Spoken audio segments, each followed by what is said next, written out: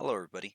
So today I'm going to go right ahead and make another video on how to set up a USB to be a bootable USB, and the operating system we're going to go right ahead and load up on is of course Windows 10.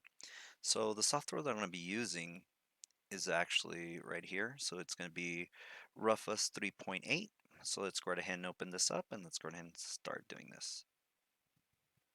Okay, now that Rufus has actually opened up, we can actually see that we have drive properties. So we do have the device. The device that I'm going to be using, it is I believe it's an 8 gig flash drive. So boot selection, we're basically going to do disk or ISO image. So here we're going to go ahead and select. Now I do have the Win 10 ISO here, so let's go ahead and select that. There we go. I'm just going to leave the partition scheme the same as was a target system UEFI. Here, let's go ahead and do volume label. We'll do Win10. File system, same default cluster size, that's fine.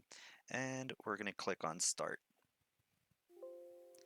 Warning, all data on this device, no label. Of course, the flash drive will be destroyed. To continue with this operation, click OK. To quit, click cancel. Of course, let's go ahead and start it. Let's click OK. All right, so most likely this is going to take a while, so I'll go right ahead and fast forward and we'll see you in a little bit.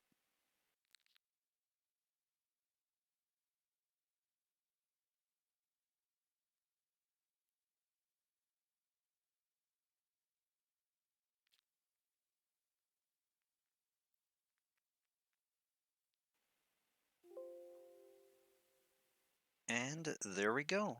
Just like that, we just created a bootable USB drive. Well, guys, I hope you enjoyed this video, and like always, we'll see you on the next one.